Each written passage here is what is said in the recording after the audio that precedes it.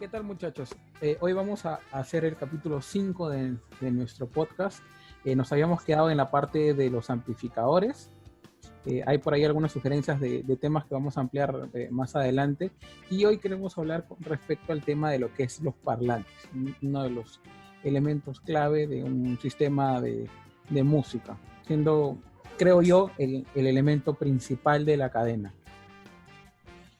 Con respecto al tema de parlantes, quisiéramos iniciar diciendo cuáles son los tipos de parlantes que uno tiene, digamos, disponibles para poder usarse a nivel de mercado. No sé si, Oscar, tú nos quisieras comentar un poquito cuáles son más o menos los tipos de parlantes que se manejan. Tenemos parlantes de bookshelf, como son parlantes que se utilizan también llamados para repisas. Tenemos parlantes de torres. Y también tenemos una gama de parlantes empotrables que se utilizan tanto en pared o en techo.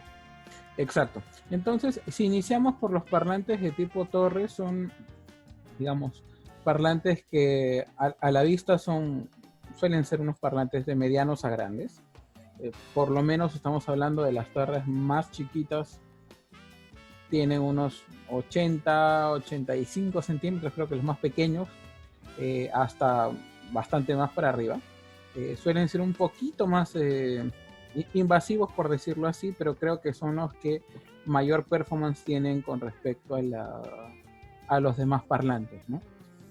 Sin embargo, también tenemos soluciones para espacios más pequeños, habitaciones más pequeñas o salas de departamentos, en los que se pueden utilizar los que ya Oscar nos comentó, que eran los parlantes tipo bookshelf, o de estantería o de repisería, que suelen ser parlantes más pequeños y que nos dan un muy buen resultado en ambientes un poco más reducidos.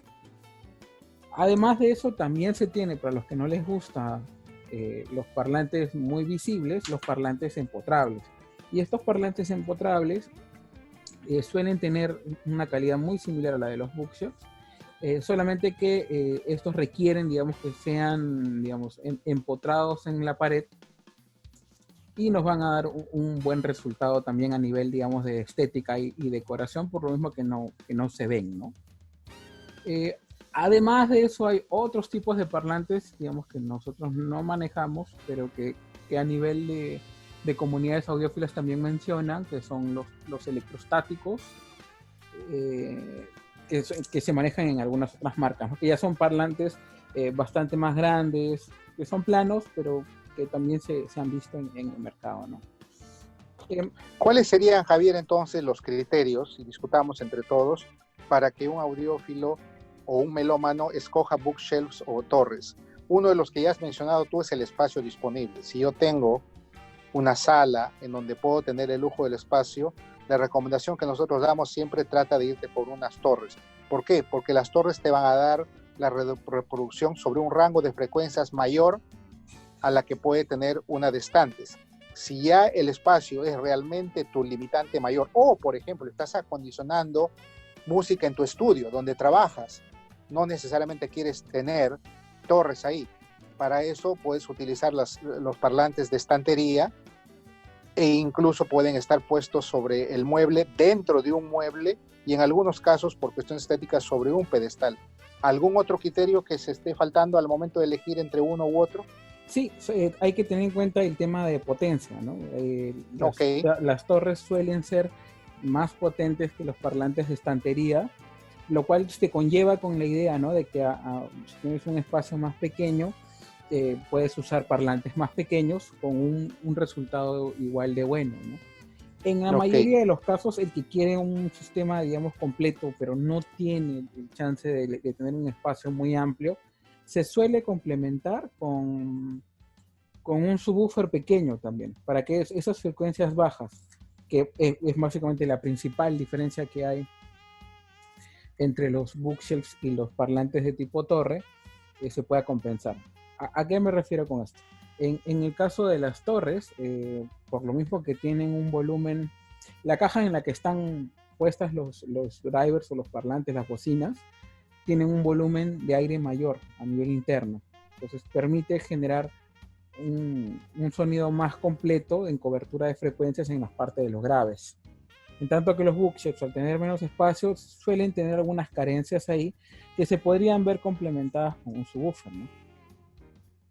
Podríamos hacer la aproximación. Entonces, si yo estoy comparando unos bookshelves y unas torres de la misma familia, por ejemplo, hablemos de las ARIA en la línea focal que manejamos, la personalidad de sonido de ambos parlantes para medios y agudos sería exactamente igual y la diferencia sería solamente en la reproducción de bajos. ¿Es acertado hacer ese comentario?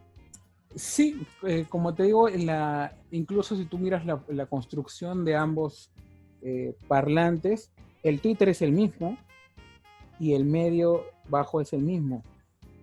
Lo que varía ahí en todo caso es el tema de que los otros tienen pues más drivers para cubrir las frecuencias bajas, ¿no? Sin que esto llegue a significar que si tú escuchas uno de esos parlantes te suene sin bajos, porque de hecho sí tienen bajos. Pero claro, ya si tienes un rango muy completo, tendrías que utilizar probablemente un subwoofer bien calibrado, ¿no? Ahora, entrando también para empezar a meternos un poquito más al detalle técnico, una cosa que muchos de nuestros clientes vienen y nos preguntan, sobre todo aquellos que se están iniciando, oye, leo en las especificaciones de parlantes que me hablan de vías. Veo algunos de 3, algunos de 2.5, algunos de 2 vías. ¿Qué es eso de las vías? La cantidad de vías que tiene cada parlante es la división de frecuencias que hace el crossover, que es como un dispositivo electrónico que va dentro de los parlantes y lo que hace es que divide la señal eléctrica que viene del amplificador con una serie de filtros. Estos filtros lo que hacen es que a cada bocina que tú tienes en los parlantes le asigna un rango de frecuencias para que pueda trabajar, digamos, lo más eficientemente posible. O sea, son básicamente filtros pasabajos y pasaltos, en el lingo ya más técnico. Exacto. Entonces, ¿Y qué le añaden? Yo estoy haciendo ahorita como preguntas. ¿Y qué le añaden eso? Porque yo podría hacer un parlante súper simple, en donde yo simplemente pongo en paralelo los 3 drivers, hablando de una torre, y le alimento a todos con la señal. Y la limitación de frecuencias le daría las características físicas del woofer, del de medio y el de agudos. ¿Qué le añade el poner un crossover? Claro, lo que pasa es que cuando tú tienes un crossover en el parlante, lo que vas a hacer es que vas a hacer que cada parlante haga su tarea óptima. Vas a separar la frecuencia. Exacto. Cuando tú separas el trabajo que hace cada driver, es como si estuviéramos haciendo una analogía con una línea de producción. Cada obrero tiene una tarea específica disponible para que salga un producto uniforme y bien hecho. Claro, entonces minimizaría el efecto de que un solo driver, al tratar de reproducir todas las frecuencias, enmascare sin querer algunas u otras frecuencias porque estaría tratando de reproducir todo el rango dinámico. Exactamente. Cuando hacen un parlante que tampoco considero, al menos en una opinión personal, que a mayor cantidad de vías, o sea, digamos, si tienes un parlante de 3 vías, genial. Si tienes uno de 4, quizás puedes tener algo mejorado, que he visto en algunas marcas, pero he visto parlantes con muchísimas cantidades de vías que yo he tenido oportunidad de escucharlas y no era el resultado que yo me hubiera esperado. ¿Qué cosa es lo que ganas con todo esto? Es que tengas una mejor separación instrumental y sensación de espacio, o lo que le llamaríamos el soundstage. Esto lo que hace es que te da una sensación de amplitud y te da una sensación de que cuando tú estás escuchando la música, si cierras los ojos, puedes percibir que en el espacio en el que estás tienes a los músicos tocando por separado y en posiciones muy bien definidas, ¿no? Esto es lo que hace la separación de vías. Y ahora, dependiendo del fabricante, no todas las frecuencias de corte, si comparamos un fabricante Dalí, por ejemplo, versus un Focal, las frecuencias de corte no son exactamente la misma, porque mucho depende del driver que le esté poniendo, cuáles son sus características óptimas de reproducción, y el fabricante entonces, al hacer un match entre los drivers que estoy poniendo, la caja en sí también, decide cuáles van a ser las frecuencias de corte que mejor van a ir y le van a garantizar una reproducción más especializada, llamémoslo así, por driver. Claro, o sea, construir un parlante, y eso lo vi en una entrevista con Andrew Jones, él dice que básicamente era como una fórmula de cocina, ¿no? Entonces ellos van jugando con muchos parámetros,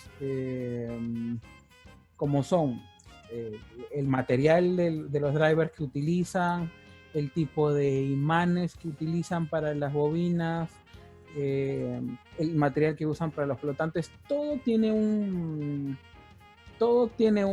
balance. Su razón, digamos, de ser. Exacto, una fórmula, todo es física, obviamente, ¿no? Andrew Jones es un gran diseñador físico. Y en este caso hay 3 normas que básicamente nos indican qué serían los mejores materiales, digamos, o cuáles serían las 3 leyes que debería cumplir un parlante para que este se considere bueno, o cómo hacerlo mejorar en el tiempo, y eso es algo que se cumple universalmente para todos. Primero, que el material sea ligero, lo más ligero posible, pero que a su vez sea rígido. El impulso que recibe no se quede resonando en el material. Es decir, que el material no genere una coloración en el sonido, ¿no? Y esas 3 características que tú has mencionado, si hablamos de ingeniería de materiales, son inconsistentes. ¿Por qué? Porque cuando tú tienes un material bien rígido, puede ser muy susceptible a no ser mucho de damping. Es decir, puede vibrar más allá que la señal que ha recibido para que le indique. Y por otro lado, cuando tratamos de añadir la ligereza, puede estar en contraposición a alguna de las otras características físicas. Por eso es que los fabricantes de parlantes invierten grandes cantidades de dinero en buscar el material que contenga las 3 características a la vez, lo cual lo hace bien complicado por las razones físicas de materiales que les he mencionado. Y ahí podríamos entrar a hablar un poco de muchas preguntas que nos han hecho los clientes. ¿Por qué este parlante cuesta mucho más que este otro, cuando al final los 2 tienen las mismas características físicas básicas, ¿no? De 3 drivers, 2 crossovers que me hace un parlante de 3 vías, una caja rígida. ¿Por qué cuesta? Un poco Javier ha empezado esto y nos puede hablar con mucho más largo y tendido de cuál ha sido la historia de utilización de materiales de Focal, por ejemplo, que es una de las marcas que tenemos más tiempo en representación, y que les puede dar a ustedes una pincelada de todo lo que ha significado para esta compañía el pasar a ir mejorando los materiales. Claro, y justo sobre eso quiero enseñarles un video que yo grabé hace ya 6 años, van a ser, que es muy simple, ¿no? Que se los expliqué en algún momento conversando, y era que aquí en el video lo que se puede apreciar son 3 barritas hechas de diferentes materiales. La que está en el lado superior es de aluminio, la que está en el medio es de titanio, y la que está al lado de abajo es de berilio. Como ven, cada una son de la misma longitud, del mismo grosor, y ambas tienen una pesa del mismo peso en el extremo. Entonces, lo que se hace es que con esta palanca sencilla se les da el mismo impulso a las 3. Y con esto, lo que van a tener es que ambas van a empezar a resonar. Y como pueden apreciar en el video, el berilio, que es la que está ahí, es la primera en detenerse y amortiguar el sonido ante el mismo impulso. El titanio y el aluminio son las que se quedan vibrando bastante más rato que las otras.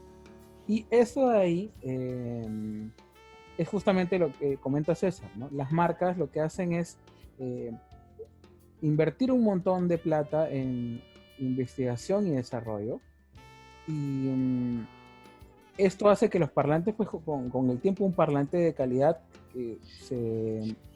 tenga un costo alto, ¿no? Uh-huh. Un poco para que se den idea, el berilio, que es el material que Javier lo ha mencionado en la demostración, cuesta 22 veces más que 1 gramo de oro. Eso explica preguntas que también hemos recibido de algunos clientes: si el berilio es uno de los materiales a escoger, porque no hacen todo con berilio. Imagínense lo que costaría una torre si los 3 o 4 drivers que tiene estuvieran construidos de berilio. Simplemente sería demasiado caro. Entonces, por eso es que se hacen combinaciones de materiales.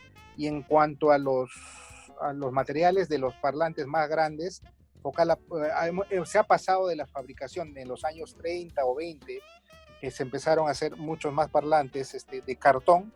Se ha pasado luego por materiales orgánicos, como es el flax de Focal, que son materiales de lino, se ha pasado por el Kevlar, se ha pasado por galletas hechas con fibra de vidrio, y se sigue investigando hasta el día de hoy en buscar los materiales que den las tres características y que tenga un balance adecuado de costo-beneficio también. Claro, hoy en día ya lo último que están utilizando es carbón. Sí, fibra de carbón. O grafeno, incluso escuché que hay experimentos de utilizar grafeno. Sí, están haciendo todavía experimentos y eso es un tema de que la industria avanza y avanza, ¿no? En el caso del flax que mencionabas hace un poco, trata de hacer un poco un match con respecto al tema de no contaminar y no, digamos, dañar a la naturaleza con elementos muy químicos, y se trató de usar algo más orgánico como el flax, ¿no? El flax a nivel de estructura es hueco, es muy rígido. Rigidez también le añade el hecho de que esté en un sándwich de fibra de vidrio, pero cada fibra del flax por dentro es hueca, lo que los franceses consideraban que era como un nanotubo de carbono. Por eso es que se usaba, y debo mencionar también que a mi experiencia particular es uno de los materiales que hacen la música muy cálida y suena bien disfrutable, por decirlo de alguna forma, ¿no? Ya hemos hablado entonces del material del diafragma propiamente dicho. ¿En qué otra área o componente del parlante se le invierte bastante investigación y desarrollo? ¿Podrías mencionarnos un poco sobre bueno, yo le llamo el amortiguador, pero el nombre del caucho, el muelle que rodea el parlante. El muelle que rodea el parlante. Pero aquí comúnmente se le llama el flotante, ¿no? Que es la gomita negra que en los parlantes de tu abuelito hoy en día ya los encuentras como que desechos. Esos flotantes que es como un material elástico negro que va alrededor y une el cono con la araña, digamos. La carcasa. Ajá. Poco a poco han ido invirtiendo en materiales más durables. Ya hoy en día eso no se deshace, pero más allá de eso, lo que hace ese material es aguantar el regreso del cono ante el latigazo, que es el impulso que hace la bobina hacia adelante.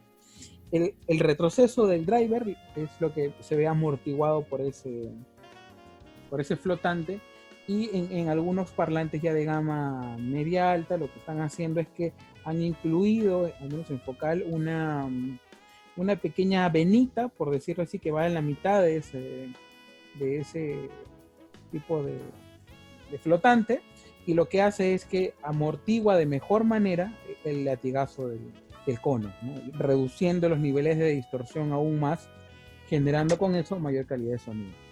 Sí, y si a uno no le hubieran, nosotros no nos hubieran explicado, nos hubiera pasado simplemente como una cuestión estética.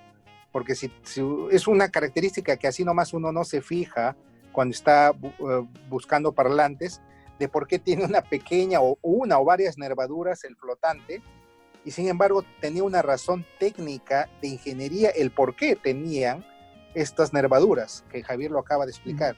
Entonces, cada una de esas cosas, cada una de las características que posiblemente puedan caer en el rango de estético cuando no sepamos, tienen una razón de ser y que tienen investigación y desarrollo por detrás. Por ejemplo, la caja. ¿Qué más nos podrías hablar de la caja? Con respecto a la caja, bueno, la mayoría de cajas, hasta donde yo he visto, son hechas de un material que se llama MDF, que lo que busca es darle bastante rigidez a la caja, y en la parte interna, que es lo que no se ve, ahí tienen muchas subdivisiones que lo que hacen es evitar el paralelismo para no tener ondas que resuenen en la caja, ¿no? Hoy en día, más allá del MDF, que es lo común, y después enchaparlas con algún tipo de acabado en madera, lo que están usando en algunas líneas, al menos en Focal que he visto, es que están usando un tipo de polímero que lo que hace es que sean bastante más denso, pero en la menor cantidad de espacio posible. De forma que lo que hacen es que le dan mayor rigidez a la caja, pero sin que la caja tenga que crecer mucho más, ¿no? Otra cosa que había que mencionar ahí es el tema de que el tweeter, que es uno de los elementos importantes, como todos en un parlante, es la que nos da la definición en las frecuencias agudas, y las hay de varios tipos a nivel de varias marcas en el mercado, ¿no? siendo la más común la del domo positivo, que como bien sabemos era la burbuja de la tentación, la que todo el mundo quiere apretar para ver qué pasa, ¿no? Y eso no solamente cumple la función, digamos, de ser la tapa de la bobina para que no se salga, digamos, para que no le entre un guardapolvo, digamos, sino que lo que hace es que guía también de alguna forma las frecuencias agudas para que lleguen hacia la persona que está sentada adelante escuchando, ¿no? Una de las innovaciones que sacó Focal en su momento era que ese domo ya no lo ponen en forma positiva, es decir, que tú ves una burbuja, sino que parece que la burbuja ya estuviera ponchada, lo cual... De convexo a cóncavo. Así es. Lo que generaba que el punto de donde se tocaba la bobina con la membrana del Twitter, el punto de toque el diámetro. Era menor. O sea, digamos, la unión de la bobina con la membrana era menor, y al tener el menor tamaño de bobina, lo que generabas era menos peso, entonces tenías mayor aceleración del Twitter. Eso aclara lo que es en el cono invertido. O sea, en el domo hacia afuera, la bobina es grande porque tiene que estar pegada al borde. En el caso de Focal, que utiliza los tweeters con cono invertido, la bobina es más pequeña porque toca en la parte central, básicamente. El punto de donde se unen es menor, ¿no? Y el concepto de aceleración... La bobina es más chica y menos peso. Claro. Y el concepto de aceleración se vuelve crítico en un Twitter porque está manejando frecuencias altas. Claro. Es decir, la vibración que tiene un Twitter definitivamente es de mucho más alto valor que el que tiene un woofer de los bajos. Y ahí es donde se requiere de que tenga el menor peso posible porque la energía que le entrega también a las frecuencias más altas es menor. Es una cuestión de fórmula física, energía-frecuencia. Entonces necesitas que sea lo más ligero posible porque el sonido de menor frecuencia entrega menos potencia a estos parlantes. Claro, comparando todo con eso un tiene bajo, una razón física por detrás. Exacto, comparando con un bajo, normalmente un cono de bajo usualmente vibra desde los 20 hasta los, mejor de los casos, 250 hercios, o sea, 250 veces por segundo es lo que vibra ese cono en el mejor de los casos, pero por el lado del Twitter, usualmente empiezan a trabajar en 2500 veces por segundo hasta, en algunos casos que he visto, entre 30 y 40.000 veces por segundo. Sí. Si bien es cierto, esas frecuencias no se escuchan, sí te dan una sensación de que todos los instrumentos tienen mayor aire y suena distinto.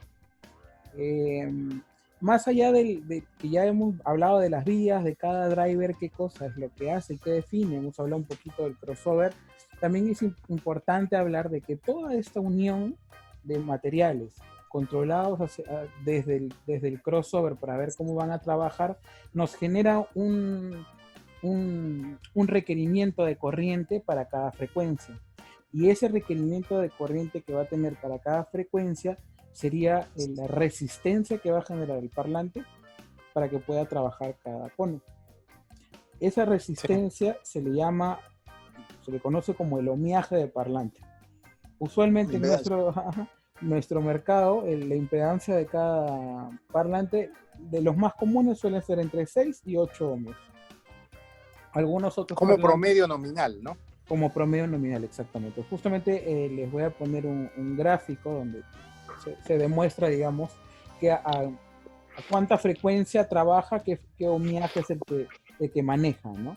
Siendo 4 otro de las impedancias, digamos, que se manejan, pero que son menos comunes en el mercado porque, digamos, amplificadores un poquito más costosos son los que suelen manejarse establemente a 4 ohmios.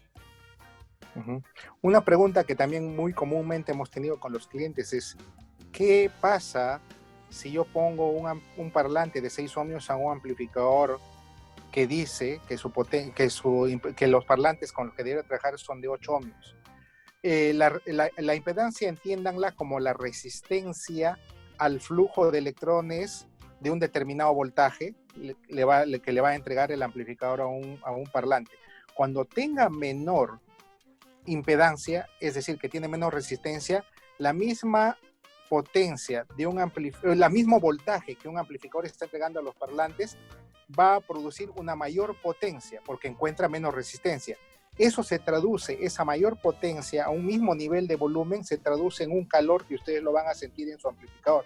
Entonces, ¿qué es lo que quise decir con esta explicación? Es de que mientras ustedes estén manejando los rangos de volúmenes de su amplificador en un rango no más allá del 60-70%, con poco riesgo podrían ustedes utilizar un parlante de menor impedancia nominal al de su amplificador, teniendo esa consideración. Obviamente es mejor que ustedes tuvieran un amplificador que trabaje con un rango más amplio de impedancias, como las hay, que manejan fácilmente de 4 a 8 y algunos hasta 16.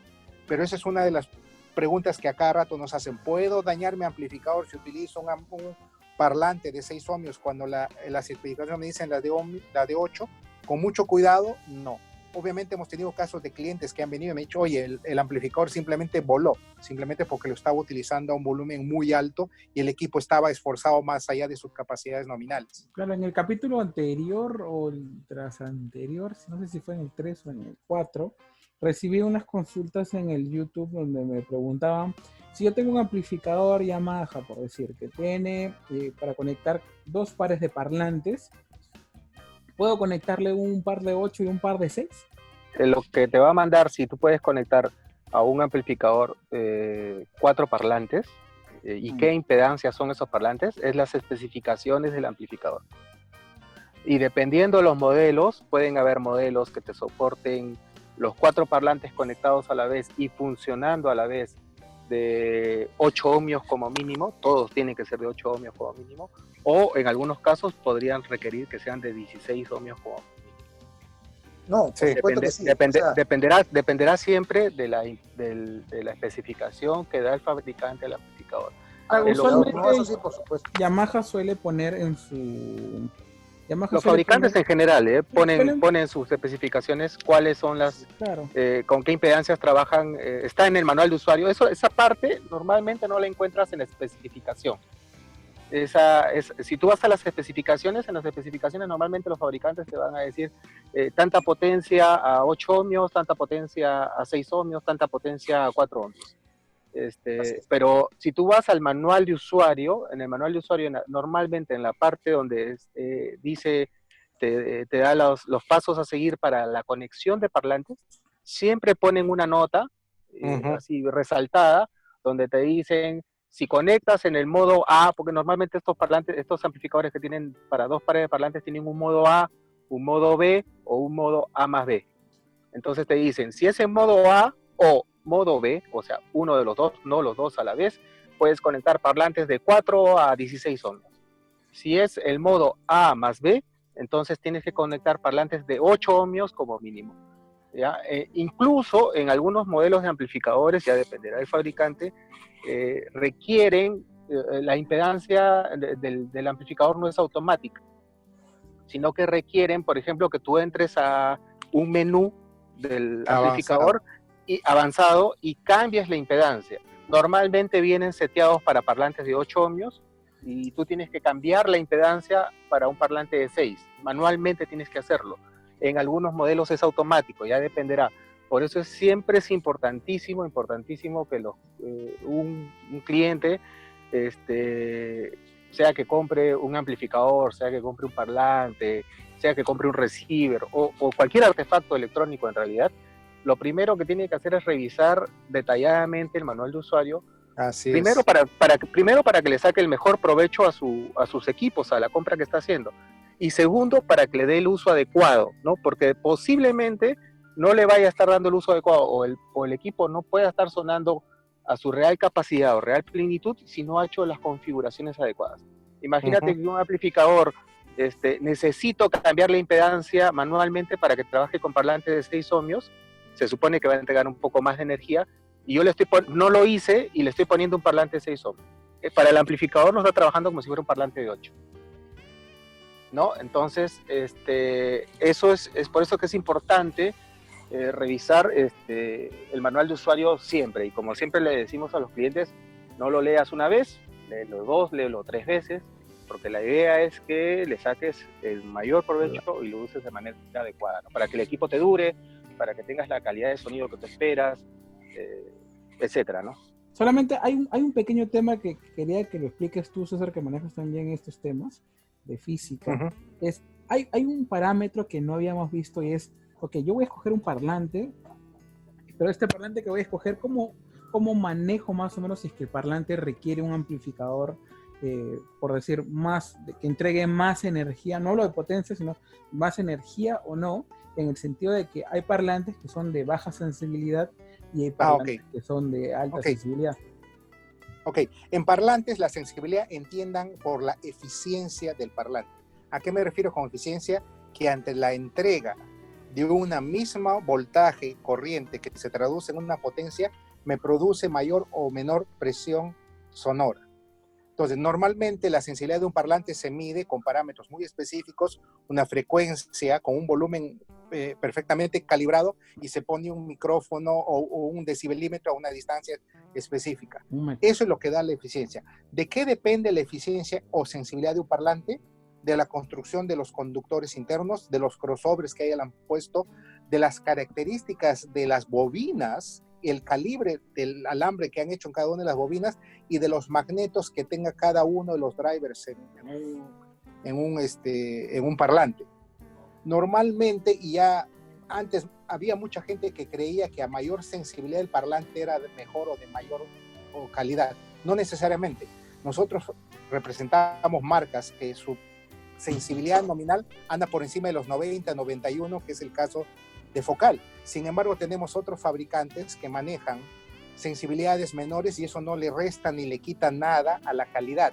Lo que habla es de qué tan eficiente o no es el parlante. Puesto de otra manera, si ustedes ponen dos parlantes, uno de 89 decibeles de sensibilidad y el otro de 92 decibeles, al mismo volumen, imagina que pongan uno al lado, al canal izquierdo y el otro al canal derecho, y ponen sendos micrófonos en cada uno de ellos, o lo hacen funcionar un canal a la vez y ponen el mismo decibelímetro, la misma distancia, uno le va a sonar más fuerte el que tiene una sensibilidad mayor. A eso es a lo que se refiere la sensibilidad, sin entrar a detalles de física que ya son más complicados. Pero es la medida de la presión sonora ante una entrada de un amplificador al parlante nominal que está regulado por las asociaciones de fabricantes. Exacto. Sí, claro, y justamente esto va de acuerdo a lo que habíamos dicho ya en una de las sesiones pasadas, y era que las características técnicas, sensibilidad, impedancia, en el caso de los parlantes, en el caso de los amplificadores, la distorsión armónica, etcétera, son características que son medidas, y si bien es cierto, te dan una idea de cómo está construido el equipo, o el parlante en sí, realmente no te va a dar una idea de cómo suena. Porque el cómo suena ya va más allá del número, ya hay otras cosas, otros factores que influencian el cómo suena un determinado parlante, un determinado amplificador. Y para eso lo mejor, como siempre lo decimos, es probar los equipos, solicitar una demostración, compararlos, ¿no? Conocer, escuchar lo más posible. Escucho los equipos que tienen mis amigos, los que conozco, trato de aprender cómo suenan, voy a una tienda, voy a otra, veo qué equipos tienen, cómo suenan, y según eso yo voy haciéndome una idea del sonido que a mí me gusta, ¿no? El sonido que yo quiero, porque a estos niveles realmente no es que haya un parlante o un amplificador que suene mal, ¿no? O sea, pueden sonar diferentes, pero suenan bien. Lo que tienes que buscar es algo que digamos que a ti te satisface, porque va de acuerdo al estilo musical que te escuchas, a tus preferencias musicales, y puede ser que en el tiempo tú compres un equipo y de acá a 1 o 2 años sientas que ya ese equipo ya no te está satisfaciendo, y es porque a veces, díganme ustedes si no es cierto, ¿no? O sea, el oído va desarrollándose una... Se entrena.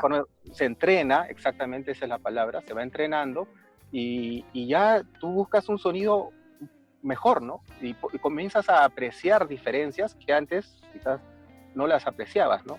Pero es porque ya has empezado a entrenarlo, ¿no? Ya con la escucha constante, diversos estilos musicales, etcétera, es que tú vas entrenando y te vas dando cuenta que ya pues ese equipo no te satisface y buscas otro quizás de mejor calidad, de mejores prestaciones, ¿no? Así es. Y con ese preámbulo pasemos a un factor importante que mucha gente también no lo subestima, que es el posicionamiento ya en tu sitio de escucha de los parlantes. ¿Qué criterios deberíamos tener presentes ahí para tener la mejor posicionamiento? Con respecto al tema del posicionamiento de los parlantes, debemos decir que hay algunas consideraciones generales básicas que debemos tomar en cuenta para obtener un mejor resultado. Lo primero que tenemos que hacer es ver el tema de la distancia, ¿no? Y la distancia entre parlante y parlante y entre el oyente y los parlantes debe ser equidistante. Es decir, debemos tratar en la medida de lo posible de formar un triángulo equilátero. De igual forma, tenemos que tener en consideración que si tú tienes una pared, que es lo más usual, atrás de los parlantes tienes que trazar una línea imaginaria perpendicular a ellos.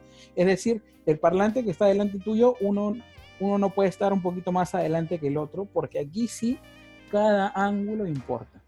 Es decir, cuando tú revises el manual del parlante, lo que vas a ver es si es que el parlante debería estar, de acuerdo a lo que el fabricante recomiende, apuntando hacia adelante o con una ligera inclinación hacia adentro que apunte hacia usualmente el oyente. Si quieres ir un poco más preciso que eso, lo que yo normalmente es que, y lo hemos hecho en la tienda ya varias veces, es que le pones una pita en el parlante, más o menos calculando dónde está el Twitter, y de acuerdo a eso lo apuntas hacia el oído del oyente principal, digamos, que es donde va a ir, ¿no? Usualmente eso va a hacer que cuando tú escuches, ¿cómo te das cuenta si es que está bien puesto? Es que todo se escucha más claro. Es decir, si tú escuchas una pista, que se las voy a poner ahora, deberías escuchar que la voz del vocalista está al medio de la imagen. No suena por el lado izquierdo, no suena por el lado derecho, suena al medio.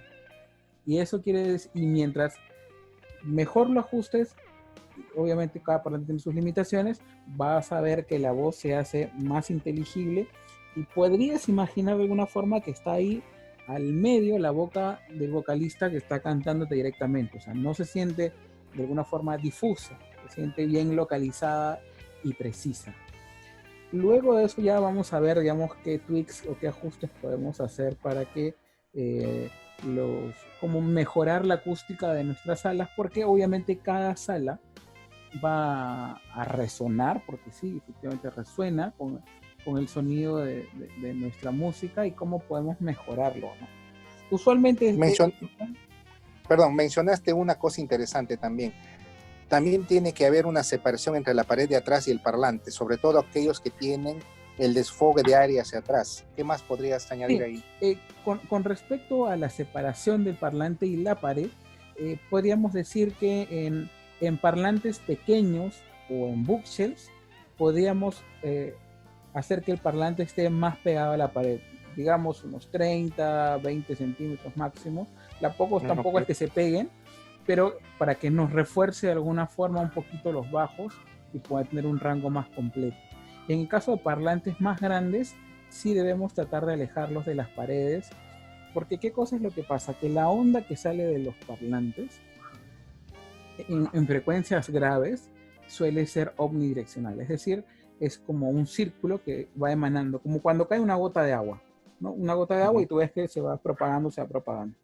Eso cuando llega en la parte posterior, usualmente va a ser una esquina, y en esa esquina usualmente tienes el rebote de la pared de atrás, el de la pared del costado y el del piso. Entonces se va a multiplicar por 3 ciertas frecuencias, ensuciando otras frecuencias. Usualmente las frecuencias graves ensucian las frecuencias medias, y esto hace que pues pierdas inteligibilidad, ¿no? Sí, eso me lleva a recordar también una experiencia. Una de las primeras recomendaciones que tú me diste hace años, cuando recién nos conocimos y viniste a mi sala, yo tenía mis bookshelves, porque en esa época tenía bookshelves sobre el mueble, pero no estaban al borde del mueble, sino estaban metidos un poco hacia adentro. Y tú me dijiste, no, ponlo al ras. ¿Cuál era la racionalidad de ponerlo al ras? Sí. Eso me encantó. Cuando tú pones unos parlantes en un mueble, imaginemos que tienes un par de bookshelves y los pones bien al fondo, ¿no? Como para que no ocupen espacio. Definitivamente uno podría tenerlos ahí cuando no los usa, para que no ocupen espacio. Pero cuando los vas a usar, la idea es que vayan al ras del mueble. ¿Y cuál es la explicación de esto? La explicación de esto es que si tú los tienes en el fondo y luego más adelante tienes una superficie plana, lo que vas a tener es que la onda, en vez de propagarse directamente hacia ti, lo primero que va a generar es un rebote con la superficie de la mesa. Y eso que le llaman el efecto peine o el cone filtering hace que el sonido se ensucie. Si lo pones en el borde, la onda va directamente hacia ti o probablemente habrá un rebote en el piso, si es que eso está primero, pero la idea es ya ir mejorando eso, ¿no? Pero aclara mucho el sonido si te evitas ese efecto peine. Y fíjense, estimados oyentes, que eso, una recomendación muy simple de implementar, gratis. Solo era pura y simple racionalidad de posicionamiento del parlante, y me encantó esa sugerencia que me hiciste en esa época. Porque sí, nadie se pone a pensar en ese tipo de pequeñas cosas como el posicionamiento del parlante, pero en este caso fue una lección aprendida, que el posicionamiento tiene su real importancia. Claro, digamos que son 3 componentes los más fuertes, digamos, en el sonido que vamos a tener, ¿no? Primero es la parte electrónica, acústica de los parlantes y acústica por parte de la sala, ¿no? La sala te puede aportar como que te puede quitar. Y hay que tener mucho cuidado con respecto a eso, ¿no? Las salas más pequeñas son las que probablemente tengan más problemas. Y los materiales que tengamos en ellas son las que nos van a definir de alguna forma cómo podría ser un sonido más agradable, ¿no? Por eso es que los baños suenan tan feos. Sí, una pregunta, ahora que nosotros manejamos también Klipsch. Klipsch tiene una característica en sus drivers, los tweeters, que son de horn, de cornet. Sé que estos tweeters son mucho más direccionales que los de Domo, que son un poquito más abiertos. ¿Cuáles serían las consideraciones o cuidados que teníamos que tener cuando estamos posicionando uno u otro parlante? Por la característica del tweeter. Claro, en ese caso, digamos, hay que ser mucho más precisos en cuanto a la angulación que le das. Ese tip que les mencioné, que tú le pones, se hace entre 2 personas, alguien está agarrando el parlante y el otro está sentado usualmente donde va a ir el oyente, y lo que hace es que con la pita tratas de buscarle el punto más exacto hacia el lado opuesto de donde está el parlante. Es decir, el parlante del lado derecho, que tú sentado miras hacia adelante, ves el parlante derecho, el tweeter debería apuntar hacia tu oreja izquierda y el parlante de la izquierda debería apuntar hacia tu oreja derecha. De esa forma tendrías... ¿Tanto así es el towing? A esa mira, en cierto, mira que no la conocía. Tendrías que probar con un Klipsch para que veas cómo eso hace que tengas un centro. En un Klipsch es mucho más crítico que en un focal, por decirlo. Claro, el focal suele ser un poco más disperso en cuanto a que quizás el sweet spot alcanza hasta para 2. Porque hay que aceptarlo, es un hobby bastante egoísta y es un punto preciso para donde va a estar calibrado el sistema y donde uno va a disfrutarlo mejor, ¿no? Sí, porque incluso ahora que también, tú mencionas eso, que es egoísta del sweet spot, por ejemplo, en mi sala, el sitio donde se escuchan los bajos de menor calidad es obviamente en el sitio escucha, pero si tú te sientas al costado, a uno de los, ustedes conocen mi sala, a uno de los asientos del costado, hay varios vacíos de bajos. Claro, sí, o sea, eso tiene que ver mucho con el posicionamiento. Un poco sobre ese Twitter de corneta que tienen los Klipsch, es de que al ser un Twitter muy direccional, quiere decir que su ángulo de dispersión es bastante bien cerrado, mucho más cerrado que un Twitter normal. Si bien es cierto, tiene esta principal característica de que los debes angular con más exactitud hacia el punto de escucha, te ayuda bastante con el tema de las reflexiones de las paredes, porque al no ser tan disperso, te está evitando bastante también el tema de la reverberación con rebotes en la pared. Esa es una característica principal que justo lo exponen los mismos fabricantes, que es una ventaja, digamos así, de tener el Twitter en corneta, ¿no? Claro, es buen aporte ese.